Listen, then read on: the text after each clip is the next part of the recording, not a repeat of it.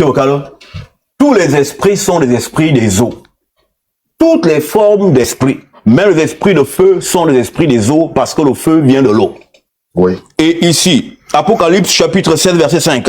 Et j'entendis l'ange des eaux, qui disait, tu es juste, toi qui es et qui étais, tu es saint, parce que tu as exercé ce jugement. L'ange des eaux, c'est-à-dire le génie des eaux, l'entité responsable des eaux, qui ici est un ange de Dieu. Hein? Dieu lui-même est de l'eau. Psaume chapitre 18 versets 11 et 12. Tu t'environnes d'une eau sombre et opaque.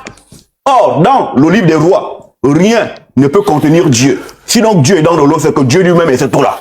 Donc, les esprits des eaux, comme l'explique le christianisme, comme les petits démons mineurs du bas d'astral qui dérangent les vies des gens, tout ça c'est des conneries, Hein? Les esprits d'eau sont de bons esprits. Voici ce que je voulais dire. Et autre chose que je voulais ajouter, c'est que la façon qu'on a de chasser les esprits mineurs là, qui perturbent les vies des gens, il y a une négociation qui peut s'établir. C'est-à-dire que nous convoquons l'entité qui, là, passe son temps à perturber la vie maritale de la personne qu'elle possède. On lui demande ce qu'elle demande, et si c'est faisable, on lui donne ça et elle s'en va. Ça, c'est une chose. Une autre chose, on peut décider de la chasser tout simplement parce que à cause de la manière qu'elle est arrivée. Oui. C'est comme ça que Tobie, dans le livre de Tobie, quand il épouse sa femme, Sarah, qui avait un mari de nuit, hein, ce mari de nuit avait été chassé par l'encens.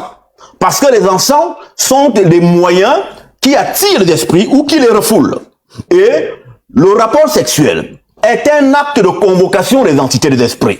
Quand vous faites sexe, monsieur Bokalo, vous êtes assisté par des forces mystico-sexuelles qui responsables de l'acte sexuel. Et l'acte sexuel mobilise 12 catégories d'entités. Des entités toujours sexuelles. Et c'est pourquoi nous étions interdits, nous, de coucher la journée, car on sera trop visible si on le fait sous le soleil. C'est pourquoi faut-il le faire dans l'obscurité, pour que les entités, justement, de sexe, ne puissent pas nous dévoiler. Mais je chute, en disant que, donc, lorsque Sarah, qui avait son mari de nuit, alla commettre le sexe avec son homme, il se produisit un rituel au cours duquel on chassa le mari de nuit. Donc, les maris de nuit qui sont négatifs, on peut les déloger et les envoyer dans les profondeurs des abysses. De l'abîme. Voilà.